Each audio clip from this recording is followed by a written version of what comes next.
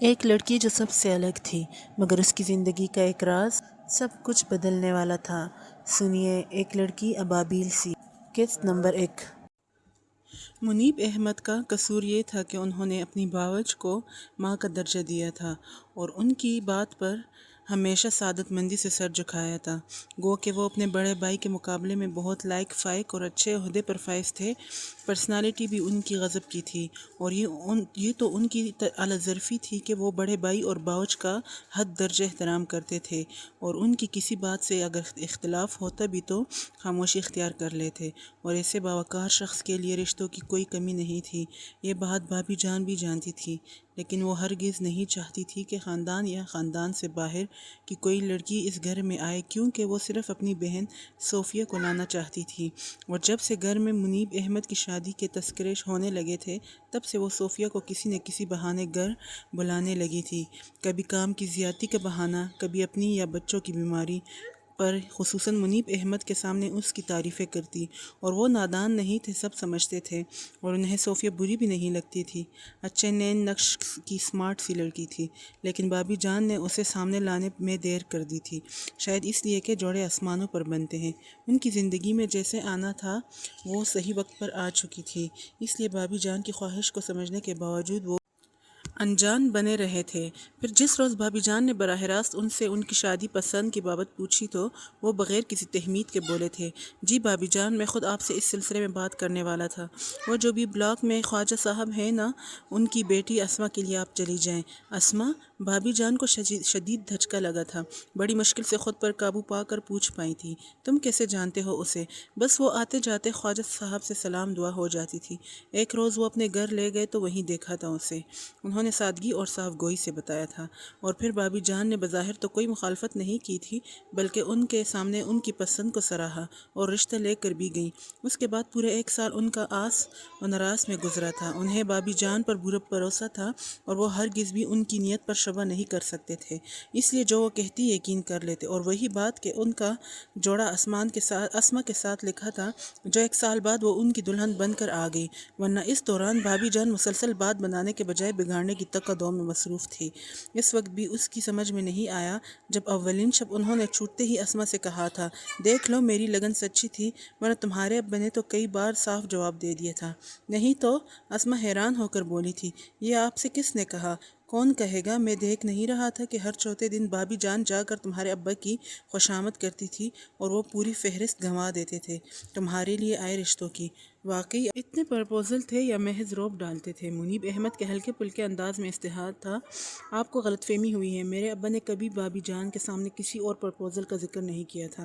وہ اتنی چالاک نہیں تھی جو فوراً بھابی جان کی چالاکی سمجھ لیتی، اس لیے سادگی سے بولی تھی، تمہارا مطلب ہے بھابی جان جھوٹ بولتی ہے؟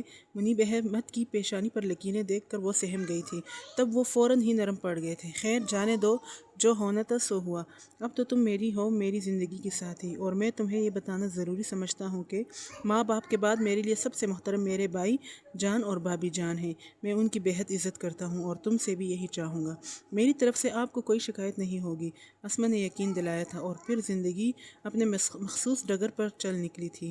منیب احمد اپنی ازواجی زندگی میں خوش تھے اور شاید بہت مگن بھی، جبھی تو انہیں وہ جال نظر نہیں آیا تھا جو بھابی جان بہت دھیرے دھیرے ان کے گرد بن رہی تھی۔ وہ اپنے ہاتھوں سے اسما کو بیاہ کر لے تو آئی تھی، لیکن ان کا وجود ان کے دل میں ایک مستقل کانٹا تھا جسے نکالنے کے بعد ہی انہیں چین آ سکتا تھا، اور اس کے لیے انہوں نے کسی جلد بازی کا مظاہرہ نہیں کیا تھا۔ 1 سال بعد جب خرم پیدا ہوا تو اس موقع پر بھابی جان نے پھر صوفیہ کو اپنے پاس روک لیا تھا کہ اسما کو ابھی آرام کی ضرورت ہے اور وہ اکیلی اتنا کام نہیں کر سکتی۔ بظاہر یہ ان کا خلوص نظر آتا تھا جس پر منیب احمد تو شک کر ہی نہیں سکتے تھے، البتہ اسما ضرور کسی وقت ٹھٹک جاتی تھی اور اسے برا بھی لگتا تھا جب صوفیہ منیب احمد کی موجودگی میں دھڑے سے اس کے کمرے میں چلی آتی تھی، کوئی کام نہ ہوتے ہوئے بھی کام نکال لیتی اور خواہ مخواہ منیب احمد کے آگے پیچھے ہونے لگتی۔ 1-2 بار اسما نے دبے لفظوں میں اسے ٹوکا بھی، لیکن وہ باز نہیں آئی۔ تب اسما نے منیب احمد سے کہا تھا، مجھے اچھا نہیں لگتا صوفیہ بنا دستک دیے چلی آتی ہے، حالانکہ پڑھی لکھی لڑکی ہے، اسے ایٹیکیٹس آنے چاہیے۔ ارے ایک تو وہ تمہارا خیال کر رہی ہے، منیب احمد نے اسی قدر کہا تھا کہ وہ بول پڑی، میرا نہیں آپ کا، کیا مطلب ہے تمہارا؟ مجھے نہیں پتہ، بس آپ بابی جان سے کہہ دیں کہ وہ اپنی بہن کو اپنے پورشن تک ہی محدود رکھیں، میں اپنا کام خود کر لوں گی۔ اسما نے قدر ناراضگی سے کہا تھا، تمہیں بھی آرام کی ضرورت ہے سمجھی، بابی جان تم سے زیادہ جانتی ہیں اور تمہیں تو ان کا احسان مند ہونا چاہیے، ساتھ میں صوفیہ کبھی جو ہر دکھ تکلیف میں باگی آتی ہے، کون کرتا ہے کسی کے لیے اتنا، تمہاری بھی تو آپا ہے، ایک دن آ گئی تھی بیٹے کی مبارکباد دینے، منیب احمد نے برا مان کر طنز بھی کیا تھا، آپ اپنے گھر بار والی ہیں، پھر وہ یہاں نہیں رہتی، یہاں ہوتی تو کیا کرتی؟ منیب احمد سر جھٹک کر بڑبڑائے تھے، اور گو کہ وہ دل پھینک قسم کے مرد نہیں تھے، لیکن بہرحال مرد تھے اور انہیں ایسے وقت گھیرا کیا تھا جب فطری طور پر ان کی بیوی کی توجہ اگر ان سے ہٹی نہیں تھی تو بٹ ضرور گئی تھی۔ اور مرد ہمیشہ مکمل اور بھرپور توجہ چاہتا ہے، جو انہیں صوفیہ کی طرف سے ملنے لگتی تھی۔ اسما نے اس کے آنے پر اعتراض کیا تو پھر منیب احمد رات گئے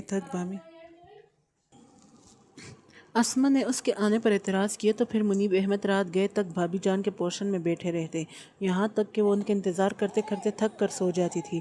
یہ سلسلہ دنوں بلکہ مہینوں چلا۔ اسما انہیں بچہ کا احساس دلانے کی کوشش کرتی تو وہ اتنا بگڑ جاتے، جس پر اس نے خاموشی اختیار کر لی، کیونکہ بھابی جان کی سازش کو وہ سمجھ گئی تھی، لیکن منیب احمد کو سمجھانے سے معذور تھی، کیونکہ وہ بھابی جان کے خلاف ایک لفظ نہیں سن سکتے تھے۔ جب گھر کا محافظ خود ہی اپنے گھر کے در پہ تھا تو وہ کیا کر سکتی تھی سوائے کرنے کے؟ اور بھابی جان کی حکمت عملی جانے کیا تھی جو بہت دھیرے دھیرے چل رہی تھی؟ شاید وہ منیب احمد کو اس مقام تک لانا چاہتی تھی جہاں انہیں صوفیہ کے سوا کچھ دکھائی نہ دے نہ سجائی، اور اس میں انہیں 3 سال لگ گئے تھے۔ اس وقت جب وہ خرم کو اسکول میں داخل کرنے کا سوچ رہی تھی، لیکن عمل یوں نہیں کر پا رہی تھی کہ منیب احمد کو فرصت نہیں تھی، اور وہ خود پریگننسی کی وجہ سے بہت کمزور ہو گئی تھی۔ ابتدائی مہینوں میں ایک تو اسے وومیٹنگ بہت ہوتی تھی، دوسرے ٹینشن بھی تھا جس نے اسے نڈھال کر دیا تھا۔ اس رات بہت عاجز آ کر اس نے منیب احمد کو احساس دلانا چاہا تو وہ بجائے اپنے رویے پر نادم ہونے کے الٹا اسے الزام دیتے ہوئے کہنے لگے، ہاں میں بھی تنگ آ گیا ہوں تمہاری روز روز کی بیماری سے، جب آتا ہوں تم منہ سر لپیٹے ہوتی ہو، اپنے باپ کے گھر کیوں نہیں چلی جاتی تم؟ کیوں وہاں کیوں جاؤں؟ اسما چیخ کر بولی تھی، اس لیے کہ یہاں اب صوفیہ رہے گی، میں شادی کر رہا ہوں اس سے۔ منیب احمد نے ایک دم اس کے سر پر ایٹم بم دے مارا تھا۔ کتنی دیر وہ سناٹے میں رہ کر پھٹی پھٹی آنکھوں سے انہیں دیکھتی رہی تھی، اور اس حد تک نکل جائیں گے یہ شاید اس نے گمان بھی نہیں کیا تھا۔ نہیں منیب احمد، آپ ایسا نہیں کر سکتے، میں آپ کو اس کی اجازت نہیں دوں گی، وہ کہیں پاتال سے بولی تھی۔ منیب احمد استہزائیہ ہنسے تھے، تم سے اجازت مانگی کس نے ہے؟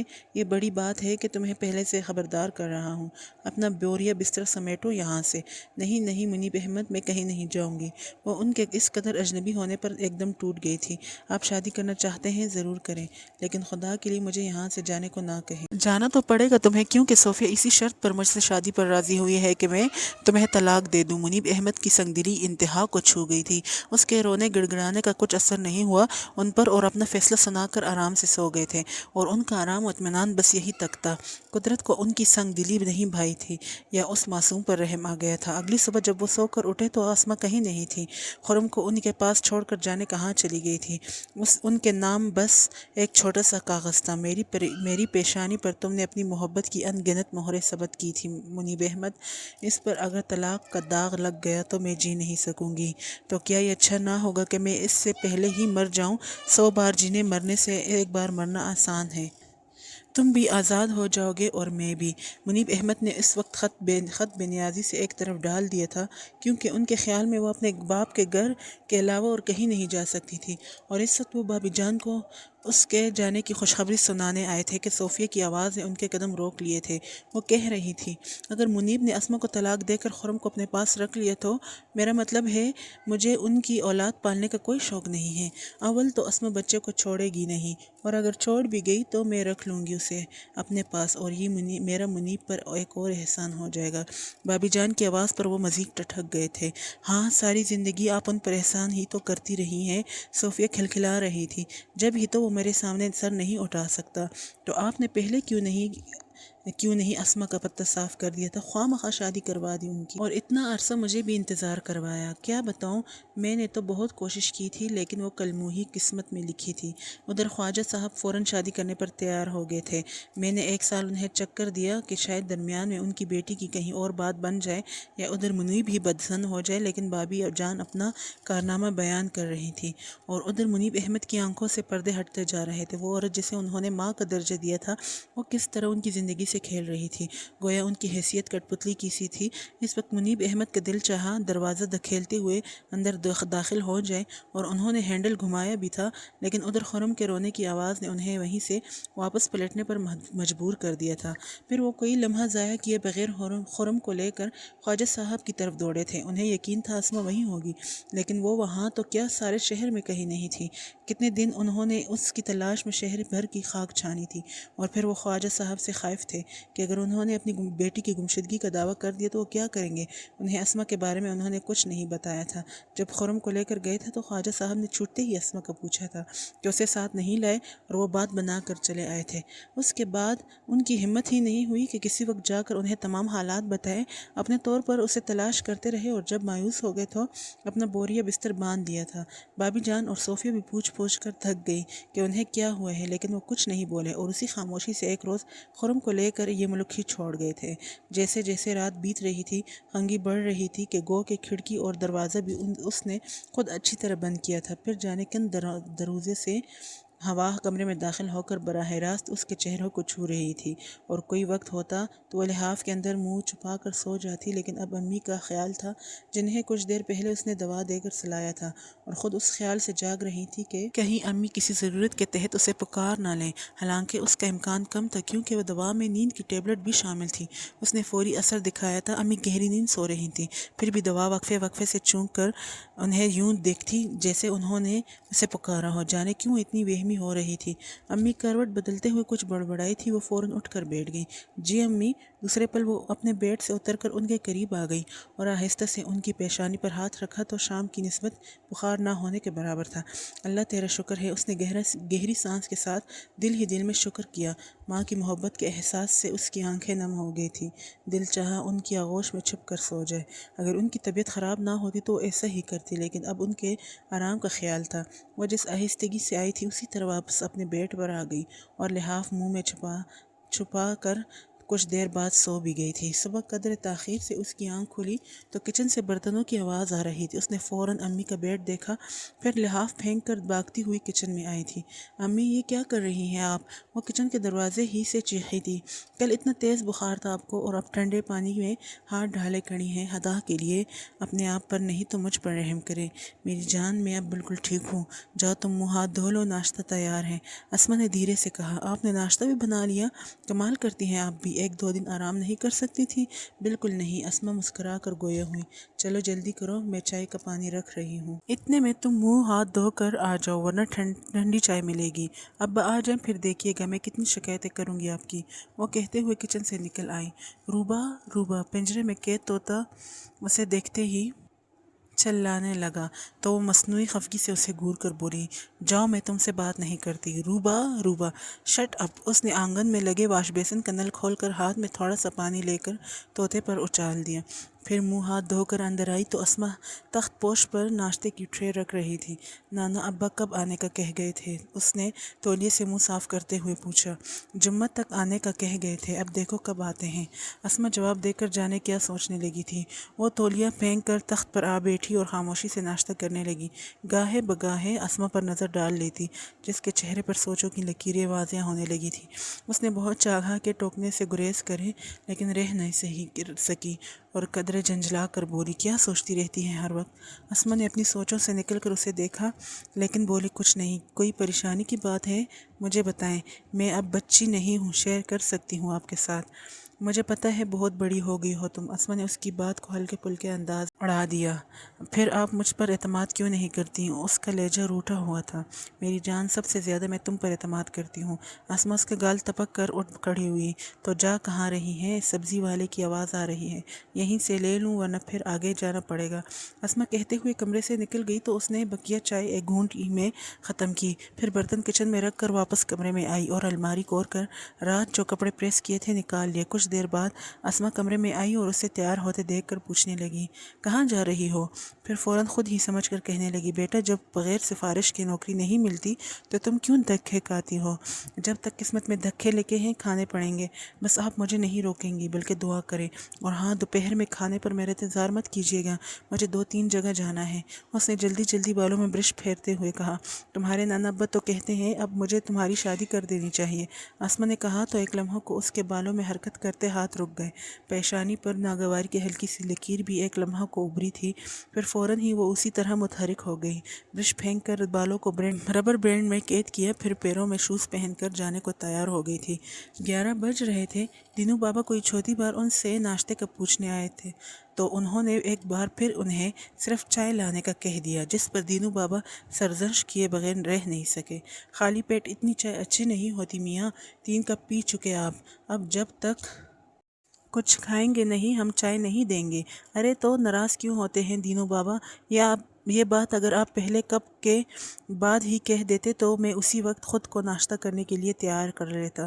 اور گھٹنوں میں پیلی اخبار سمیٹتے ہوئے بولے، بس تو اب تیار ہو جائیں، ہم ناشتہ بنا دیتے ہیں۔ دینو بابا کہتے ہوئے کمرے سے نکل گئے۔ انہوں نے ریسٹ واچ اٹھا کر ٹائم دیکھا، پھر اٹھ کھڑے ہوئے۔ تقریباً 20 منٹ انہیں شاور لینے اور ڈریسنگ میں لگے۔ اس کے بعد نیچے آئے تو انہیں ایک دم سے روبی کی کمی محسوس ہونے لگی، جیسے 2 روز پہلے رخصت کر کے وہ اپنے اس آخری فرض سے سبکدوش ہو گئے تھے۔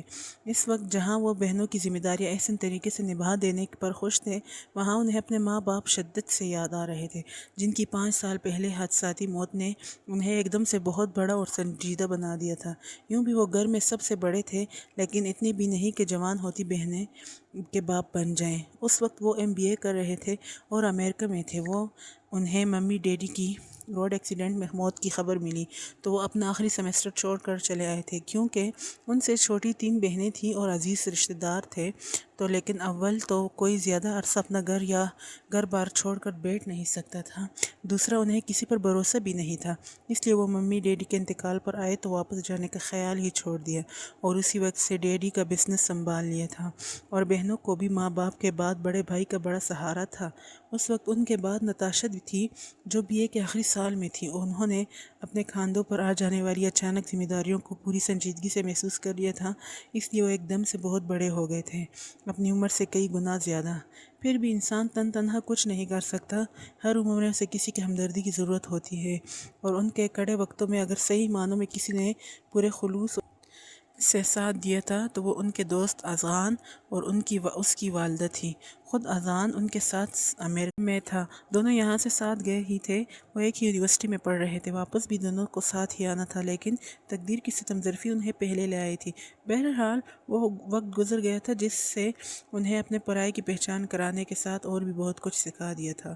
نتاشا کی انہوں نے BA کے فوراً بعد شادی کر دی تھی، اور اس طرح سے 2 سال بعد تانیہ بھی اپنے گھر کی ہو گئی، اور اس کے بعد روبی تھی، گھر میں سب سے چھوٹی ہونے کے باعث بہت لاڈلی بھی تھی، اور کیونکہ اس کے ساتھ ان کا زیادہ وقت گزرا تھا اس لیے اب اس کی شادی کر کے وہ خود کو بے حد تنہا محسوس کر رہے تھے۔ حالانکہ نتاشا اور تانیہ نے بہت اصرار کیا تھا کہ وہ پہلے اپنا گھر بسائیں، اس کے بعد روبی کو رخصت کریں، لیکن انہوں نے جو اول روز سے سوچ لیا تھا کہ ان تینوں کی ذمہ داریوں سے عہدہ برا ہونے کے بعد ہی وہ اپنے بارے میں سوچیں گے، تو اس پر قائم رہ کر انہوں نے اپنی ذات سے نظریں چرا لی تھی، اور اس کا انہیں کوئی ملال تھا نہ پچھتاوا۔ اس کے برعکس روز محشر اپنے والدین کے سامنے سرخروئی کے احساس نے ان کے اندر اطمینان بھر دیا تھا، اور پھر یہیں کوئی کمی نہیں تھی۔ گو کہ بہت لڑکیاں ان کے انتظار میں اپنے گھروں کی ہو چکی تھیں، پھر بھی ابھی بہت گھرانے ایسے بھی تھے جو ان کے آس لگائے بیٹھے تھے۔ روبی کی شادی میں تو کچھ نے اشارتاً کہا بھی تھا اور خوبصورتی سے ٹال گئے تھے، کیونکہ حقیقتاً انہوں نے ابھی تک اپنے بارے میں نہیں سوچا تھا، اور جب کہ روبی کی شادی سے بھی فارغ ہو گئے تھے تو اس کا یہ مطلب تو نہیں تھا کہ فوراً اپنے بارے میں سوچنے بیٹھ جاتے۔ جو شخص مسلسل اپنی نفی کر رہا ہو، اسے پھر اچانک کبھی خیال آتا ہے، احساس دلانے سے کچھ نہیں ہوتا۔ فی الحال تو وہ آرام کے موڈ میں تھے، کل بھی آفس نہیں گئے تھے اور آج بھی ابھی تک تو موڈ نہیں بناتا۔ 12 بجے ناشتے سے فارغ ہوئے تو لاؤنج میں بیٹھے تھے۔ کچھ دیر بعد دینو بابا ادھر سے گزرے تو انہیں دیکھ کر رک گئے اور قدر تشویش سے پوچھنے لگے، کیا بات ہے میاں، آپ آفس نہیں جا رہے؟ طبیعت تو ٹھیک ہے نا؟ انہوں نے پہلے گہری سانس کھینچی تھی۔ سب ٹھیک ہے بابا، بس وہ اپنی روبی چلی گئی تو عجیب سا لگ رہا ہے۔ اللہ خوش رکھے، سکھی رکھے اپنی بیٹیا کو۔ ان کے جانے سے ادھر تو سچ مچ بہت سونا ہو گیا ہے۔ دینو بابا بھی اداس ہو گئے، پتہ نہیں فوراً ہنی مون پر جانے کی کیا تک تھی۔ کچھ دن بعد چلے جاتے، وہ خود کلامی کے انداز میں کہتے ہوئے اٹھ کھڑے ہوئے، اب میاں آپ دلہن لے آئیں تو گھر میں رونق ہوگی۔ دینو بابا نے کہا تو وہ انسنی کرتے ہوئے بولے، میرا خیال ہے میں آفس کا چکر لگا ہی آؤں، فاروقی صاحب کے 2 فون آ چکے ہیں، اور اذان میاں کا بھی آیا تھا جب آپ نہا رہے تھے۔ دینو بابا کو اچانک یاد آیا، اچھا کیا کہہ رہا تھا؟ انہوں نے سوالیہ نظروں سے دیکھا۔ پتہ نہیں میاں، ان کی باتیں ہماری سمجھ میں نہیں آتی، آپ خود ہی بات کر لیجئے گا۔ اچھی بات ہے، پھر میں چلتا ہوں۔ اور ٹائم دیکھتے ہوئے باہر نکل آئے۔ ڈرائیور نے انہیں دیکھتے ہی گاڑی کا دروازہ کھول دیا، جسے بند کر کے وہ اس سے چابی لے کر خود ڈرائیونگ سیٹ پر بیٹھے۔ ایک تو یہی بچ گیا تھا۔ سردیوں کے چھوٹے دنوں میں تو بس یوں ہی صبح ہوتی ہے، شام ہوتی ہے، درمیان کا وقت تو پتہ ہی نہیں چلتا۔ انہیں اب اپنا 11 بجے تک کمبل میں بیٹھے رہنا کھلنے لگا تھا۔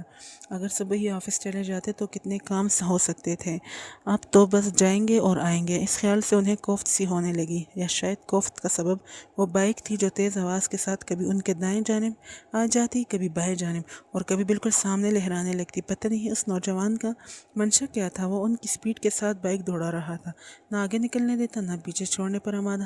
نانسینس! انہوں نے بے حد جھنجھلا کر اپنی گاڑی کی سپیڈ نہ ہونے کے برابر کر دی، جس پر اس نوجوان نے پلٹ کر انہیں ہاتھ ہلایا، پھر فل سپیڈ سے اپنی بائک بھگا دی اور اسی رفتار سے فٹ پاتھ پر کھڑی لڑکی کا بیگ بھی لیتا گیا تھا۔ مائی گاڈ! انہیں اس کی حرکت سے شدید دھچکا لگا تھا اور اس کے پیچھے جانے کا تو سوال ہی پیدا نہیں ہوتا تھا، کیونکہ وہ دیکھتے ہی دیکھتے نظروں سے اوجھل ہو گیا تھا۔ البتہ اس لڑکے کے قریب گاڑی روکنے باز نہیں رہ سکے، اور اخلاق، ہمدردی، انسانیت کتنے ناطے کے لیے وہ گاڑی سے اتر کر اس کے پاس چلے گئے۔ وہ بہت حراست سے اسی کی طرف دیکھ رہی تھی جس طرف بائک گئی تھی۔ اس کا ایک ہاتھ ہونٹوں پر جمع ہوا تھا، غالباً اپنی چیخ دبائی تھی، اور نہ بھی دباتی تو کون سننے والا تھا۔ وہ دیکھ کر ہی رکے تھے۔ Excuse me! انہوں نے اسے متوجہ کیا تو وہ اچھل کر 2 قدم پیچھے ہٹی اور سہمی ہوئی نظروں سے انہیں دیکھنے لگی۔ وہ آپ کا بیگ لے گیا۔ انہوں نے مدد کی آفر کرنے سے پہلے اپنے طور پر یہ جتانا چاہا کہ اسے مدد کی ضرورت ہے، اور وہ اس پر ہتے سے اکڑ گئی۔ اب آپ کیا لینا چاہتے ہیں؟ کچھ نہیں ہے میرے پاس، یہ دیکھیں میرے ہاتھ گھڑی ہے نہ انگوٹھی، اور اس بیگ میں کوئی خزانہ نہیں تھا۔ بڑی مایوسی ہوگی اسے اور آپ کو بھی۔ مجھے؟ نہ سمجھنے والے انداز میں ان کی پیشانی پر ہلکی سی لکیر ابھری تھی۔ زیادہ انجان بننے کی ضرورت نہیں ہے، میں دیکھ رہی تھی وہ آپ کے ساتھ تھا، اور آپ کے اشارے پر ہی اس نے یہ واردات کی ہے۔ دیکھنے میں تو اچھے خاصے شریف آدمی لگ رہے ہیں، وہ جو منہ میں آیا کہے جا رہی تھی، اور وہ ضبط کرتے کرتے بھی چیخ پڑے، شٹ اپ یو نو! وہ ایک دم خاموش ہوگی تو وہ قدرے رک کر خود پر قابو پا کر بولے، اگلی قسط سب سے پہلے سننے کے لیے ابھی سبسکرائب کریں۔